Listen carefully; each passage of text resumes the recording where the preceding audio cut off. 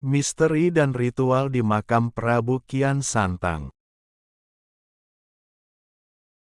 Raden Kian Santang sejatinya adalah paman dari Syekh Syarif Hidayatullah atau Sunan Gunung Jati. Sebab, beliau adalah adik dari Nyi Rara Santang. Pangeran Walangsungsang, Rara Santang, Raden Kian Santang merupakan anak dari pernikahan Prabu Siliwangi dengan Nyi Subang Larang, santri Syekh Kuro yang beragama Islam. Makam Raden Kian Santang asli disebut berada di Kabupaten Garut, tepatnya di Desa Lebak Agung, Kecamatan Karangpawitan. Masyarakat meyakini bahwa komplek makam itu adalah asli Raden Kian Santang putra Prabu Siliwangi yang berjasa dalam melakukan syiar Islam di Jawa Barat. Makam asli Raden Kian Santang tersebut juga disebut makam Godok. Di tempat itu, bersemayam juga pengikut dari Syekh Rohmah Suci yang merupakan nama lainnya. Teman-teman tolong subscribe dan nyalakan lonceng channel Momo Ayo Belajar ini supaya dapat informasi menarik lainnya. Terima kasih.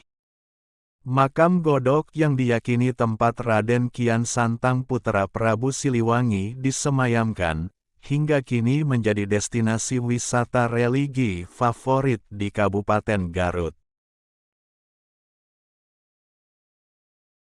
Di makam Godok terdapat 9 makam, dan salah satunya adalah Raden Kian Santang.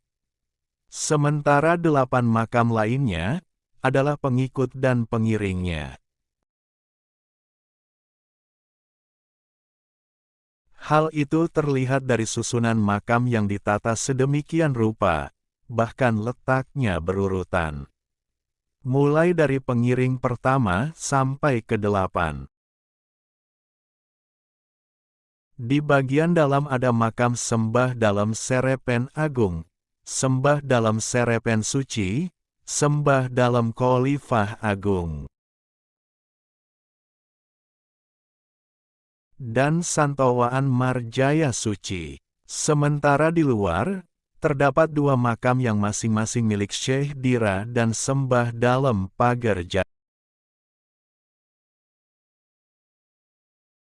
2 makam di ruang terbuka itu merupakan kuburan sesepuh juru kunci kawasan makam Keramat Godok.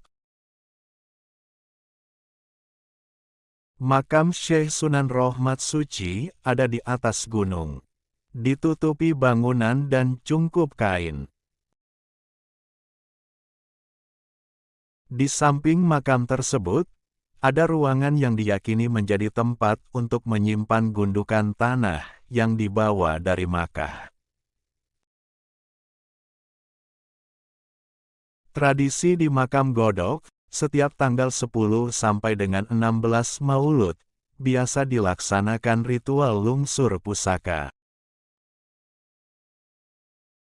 Setiap momen tersebut, benda-benda pusaka bakal disucikan menggunakan air bercampur kembang 7 rupa serta digosok memakai minyak wangi.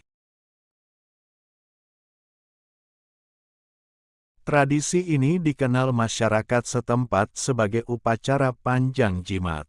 Dan juga ada upacara ritual yang dimaksudkan sebagai penghormatan dari masyarakat Sunda terhadap Sunan Godok. Tidak jauh dari lokasi makam juga ada kolam pemandian, tetapi tidak dibuka untuk umum. Menurut juru kunci, hanya orang tertentu yang bisa masuk.